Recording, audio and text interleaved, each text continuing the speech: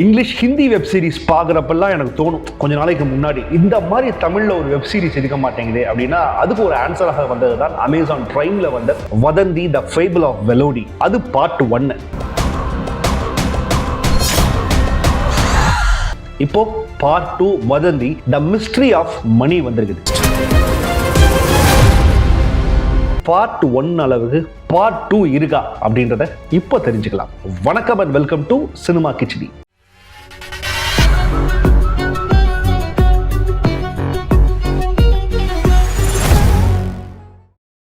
Cinema கிச்சடியில் ரொம்ப நாள் கழிச்சு ஒரு சீரீஸோட ரிவ்யூ வதந்தி. சினிமா கிச்சடியில் நிறைய இன்ட்ரெஸ்டிங்கான ஷோஸ் ரீசெண்டாக அப்லோட் பண்ணிட்டு இருக்கோம். அதில் அண்டர் ரேட்டட் மியூசிக் டைரக்டர்ஸ்னு ஒரு பெரிய சீரீஸ் ரீசெண்டாக அப்லோட் பண்ணியிருந்தோம். அது எல்லாத்தையும் நீங்கள் செக் அவுட் பண்ணணும்னா இந்த வீடியோவோட எண்டில் அது நான் லிங்க் பண்ணுறேன், மறக்காமல் போய் செக் அவுட் பண்ணுங்க. த ஃபேபிள் ஆஃப் வெலோனி அப்படின்றது பார்ட் 1. வெலோனி அப்படின்ற ஒரு பொண்ணோட கதை. அந்த பொண்ணு இறந்த பிறகு அந்த பொண்ணை யார் கொன்னா அப்படின்றதா வதந்தி பார்ட் 1 ஒரு கதை. இங்க பார்ட் 2ல the mystery of Mani. Mani அப்படின்ற ஒரு மதுரை பையன், அவன் ஒரு கொலை குற்றவாளி. இவன் மேல குற்றம் சாட்டப்பட்டது உண்மையா பொய்யா அப்படின்றதான் இந்த ஹோல் வதந்தியோட பார்ட் 2 ஒன் லைன் அப்படின்னு வச்சுக்கலாம். ஒரு மாதிரி அருளெல்லாம் பெயர்ச்சி மாதிரி நிற்கா, மனசு சஞ்சலமாகவே இருக்கு. ஸோ ஹைவேஸ் 8 வழிச்சாலை இங்கே பிளான் போயிட்டு இருக்குது. சென்ட்ரல் மினிஸ்டர் வந்து திறந்து ஓப்பன் பண்ண வைக்கிறாரு, பூஜை எல்லாம் போடுறாரு. பூஜை போடுற அன்னைக்கு அந்த எக்ஸ்கவேட் பண்ணுறாங்க. எக்ஸ்கவேட் பண்ணுறப்ப பார்த்தீங்கன்னா அங்கே ஒரு பெரிய எலும்புக்கூடு ஒன்று கிடைக்குது. எல்லாருக்கும் பெரிய ஷாக்கு. இது மாநிலத்துக்கும் மத்திய அரசாங்கம் ரெண்டு பேருக்கும் ஒரு சின்ன ஒரு உரசலை வேற ஏற்பட்டுருது. ஸோ இது எப்படியாச்சும் சால்வ் பண்ணி ஆகணும். மத்திய அமைச்சர் வந்து ஒரு பெரிய ப்ராஜெக்ட் ஆன் பண்ணுறப்போ இப்படி ஒரு அவசகுணமாக ஒரு எலும்புக்கூடு கிடைக்குதே அப்படின்ற ஒரு கேள்வி வந்தது. இதை உடனடியாக சால்வ் பண்ணி ஆகணும் அப்படின்னு அவனுக்கு இந்த தீர்ப்பு கிடைச்சதுல நமக்கும் ஒரு பங்கு இருக்கு. மத்திய அரசாங்கம் வந்து ப்ரெஷர் போடுறாங்க. மாநில அரசாங்கம் யாரு என்ன பண்ணலாம் அப்படின்னு சொல்றப்போ அப்போ மதுரை எஸ்பி அனகா அவங்க தான் வந்து இன்னொரு முக்கியமான ஃபீமேல் லீடு. ஸோ அவங்கள்ட்ட கொடுக்குறாங்க. அவங்க படாம்புத்தூர் அப்படின்னு ஒரு போலீஸ் ஸ்டேஷன், பக்கத்தில் இருக்கிற போலீஸ் ஸ்டேஷன், அங்க பனிஷ்மெண்ட் போஸ்டிங் வந்த எஸ்ஐ மூசா ராசா, இதான் வந்து நம்ம சசிகுமாரோட கேரக்டர். இவர்கிட்ட அந்த கேஸ் போகுது. ஸோ அவரும் வந்து அந்த கேஸை, அந்த எலும்புக்கூடு யாரு அப்படின்னு கண்டுபிடிச்சாரா இல்லையா அப்படின்றது ஃபர்ஸ்ட் 2 எபிசோடோட கதை. ஸோ இந்த எலும்புக்கூடு யாரு, என்னது, இந்த ஏன் இங்கே வந்துச்சு, இது ஆக்சுவலாக இது கீழே என்ன இருந்துச்சு அப்படின்றத கண்டுபிடிக்கிறப்ப தான் மணியோட கேஸு லிங்க் ஆகுது. ஸோ மணி இத்தனை நாளாக ஜெயிலில் இருந்தாலும் அவர் கொலை பண்ணதாக சொல்லப்பட்ட அவருடைய கேர்ள் ஃப்ரெண்டும் தங்கச்சியும் இது வரைக்கும் காணலை. சட்டப்படி தண்டிச்சாலும் நடந்த கொடூரங்கள் நடந்தது தானே. ஆனால் இந்த எலும்புக்கூடோட மேட்ச், டிஎன்ஏ, இந்த விஷயங்கள்லாம் மேட்ச் ஆகிறப்போ அது அவரோட தங்கச்சியோ இல்லை கேர்ள் ஃப்ரெண்டாக இருக்கக்கூடும் அப்படின்றப்போ மணிக்கு ஆயுள் தண்டனையும் கோர்ட்டு கொடுத்துருது. ஆனாலும் நம்ம எஸ்ஐ மூசா ராசா ரொம்ப நல்லவர் அப்படின்றப்போ அவருக்குள்ள ஏதோ ஒரு இன்ட்யூஷன், எனக்கு என்னவோ இந்த மணியை பார்த்தா கொலை செஞ்சிருக்கிறவங்க மாதிரி இல்லை அப்படின்னு அவர் ஃபீல் பண்ணி அவரோட அசிஸ்டண்ட்டான ராமர் கிட்ட சொல்றாரு. இந்த ராமர் பார்ட் 1 வருவார். ஸோ ராமரும் நம்ம எஸ்ஐ மூசா ராசாவும் சேர்ந்து என்ன பண்ணாங்க அப்படின்றதா அடுத்தடுத்த பார்ட்டோட இந்த Vadhandhi part 2 the mystery of மணி இந்த வெப் சீரிஸோட கதை. இந்த ஹோல் வெப் சீரிஸோட கதை வந்து டெஃபினட்டாக என்கேஜிங்கான ஒரு விஷயம். இந்த பிளாட்டு, இந்த செட்டப்பு, ப்ரிமைஸ், இது எல்லாமே ஒரு இன்ட்ரெஸ்டிங்கான விஷயம்தான் பார்ட் 2ல. அது டெஃபினட்டாக சொல்லி ஆகணும். ஆனால் முக்கியமான விஷயம் என்னன்னு கேட்டிங்கன்னா, இந்த செட்டப்பு, ப்ரிமைஸு, கதை கலர் இது எல்லாமே இன்ட்ரெஸ்டிங்காக இருந்தாலும் கொஞ்சம் ஆர்டிஃபிஷியலாகவும் பல இடங்களில் அமைஞ்சிருது, சில இடங்களில் ரொம்ப மேலோட்டமாக அமைஞ்சிருது அப்படின்றது என்னுடைய ஒரு பர்சனலான ஒரு ஒப்பீனியன். அவன் தான் பண்ணான்னு கட் அண்ட் ரைட்டா சொல்றதுக்கு என்ன எவிடன்ஸ் இருக்கு? பண்ணலன்னு மறுத்து பேசல. அடுத்த முக்கியமான விஷயம் காஸ்டிங். இதுக்கு எஸ்ஐ மூசா அப்படின்ற அந்த காஸ்டிங் வந்து சசிகுமாருக்கு அளவெடுத்து செஞ்ச மாதிரி ஒரு முஸ்லிம் கேரக்டர், ஒரு முஸ்லிம் எஸ்ஐ, அவருடைய ஃபேமிலியும் காட்டுறாங்க. ரொம்ப ரொம்ப ஜெனுவினான, ரொம்ப நல்லவரா இருக்கிறாரு, ரொம்ப பரிதாபப்படுறாரு. அதே சமயத்துல போலீஸ் விஷயத்திலையும் கொஞ்சம் ஸ்ட்ரிக்டா இருக்கிறாரு. ஆனாலும் அடுத்தவன் இவன் நல்லவன் அப்படின்னு தோணுது எனக்கு. நிச்சயமாக இவன் கொலை செஞ்சிருக்க மாட்டான் அப்படின்ற ரொம்ப ஸ்ட்ராங்கா பிலீவ் பண்றாரு. அந்த இன்ட்யூஷன் அவருக்கு எப்படி எல்லாம் ஹெல்ப் பண்ணுது அப்படின்ற ரொம்ப இன்ட்ரெஸ்டிங்கான கேரக்டர் எஸ்ஐ மூசா ராசா. போய் காட்டு செடி மாதிரி அவர் பனிஷ்மெண்ட்டுக்கு ஏன் வந்தாரு அப்படின்றதே அந்த வெப் சீரிஸ்ல ஒரு இன்ட்ரெஸ்டிங்கான ஒரு சின்ன கேஸ். அது 2வது எபிசோட்லேயே சால்வ் ஆயிரும். அதற்கு பிறகு இதுல எஸ்பி அனகா இவருடைய சுப்பீரியராக வந்திருப்பாங்க. அவங்களும் சூப்பராகவே இன்ட்ரெஸ்டிங்கான ஒரு கேரக்டரா நடிச்சிருக்கிறாங்க. அதுக்கு பிறகு இதுல முக்கியமான கேரக்டர் இந்த மணி யஷ்வந்த் அப்படின்றவர் தான் நடிச்சிருக்கிறாரு. அவர் இந்த மதுரையில் இருக்கிற ஒரு சின்ன பையன், யங் பாய் அப்படின்றப்போ அந்த யூத்தில் ரொம்ப பக்காவா பண்ணியிருப்பார். அந்த மதுரை ஸ்லாங்கு, அந்த ஒரு கெத்து, மதுரை என்னையா நீனு அப்படின்ற அந்த ஸ்லாங்கோட அந்த பாடி லாங்குவேஜ் ஒரு மாடுபிடி வீரனா வருவார். அதையும் யஷ்வந்த் சூப்பராக பண்ணியிருப்பாரு.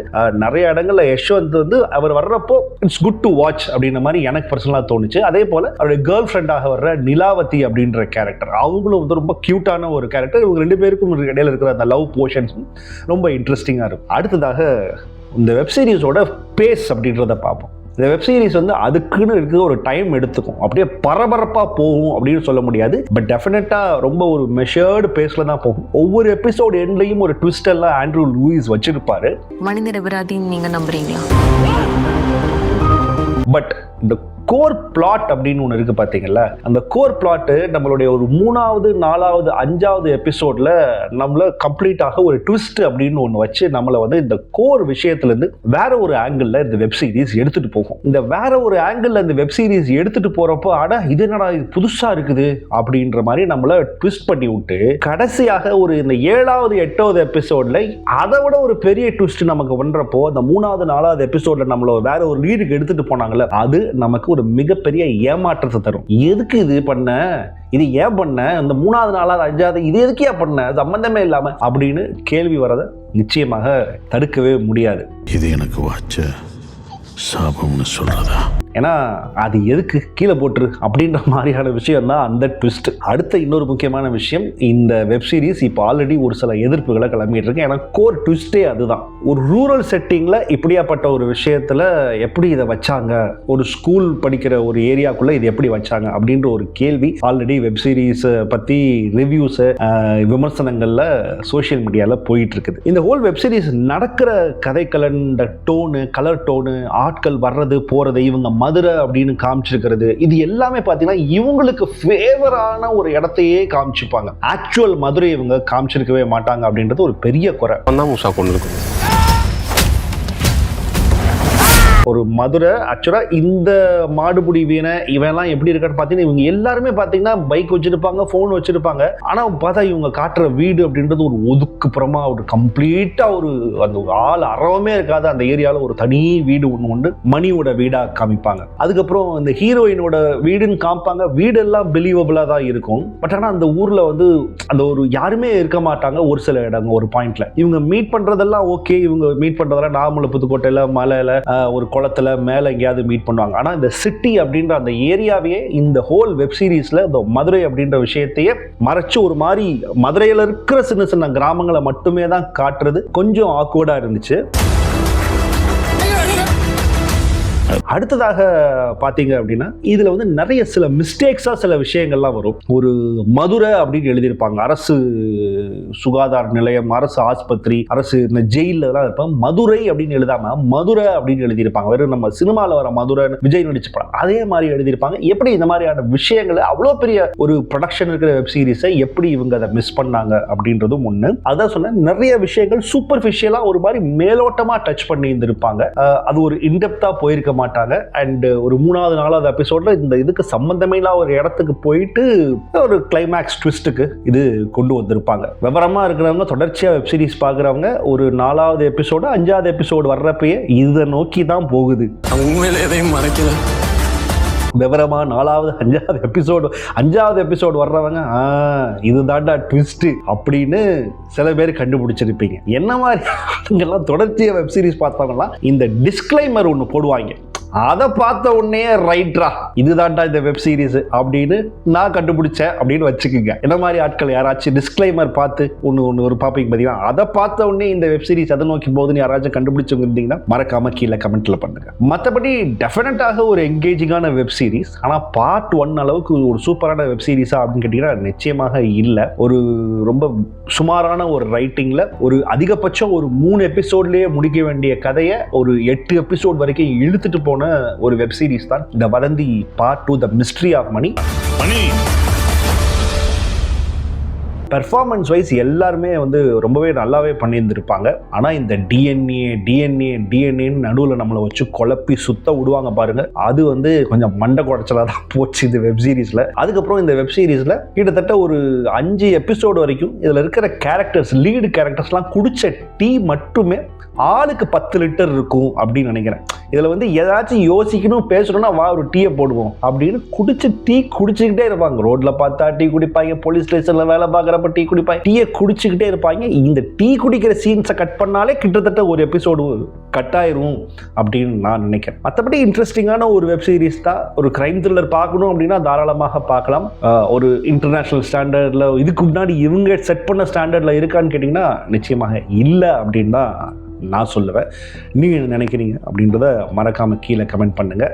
ஸோ மிஸ்ட்ரி ஆஃப் மணியா, ஃபேபிள் ஆஃப் வெலோனியா, எது உங்களுடைய ஃபேவரட் அப்படின்றதையும் கீழே கமெண்ட் பண்ணுங்கள். நன்றி, வணக்கம்.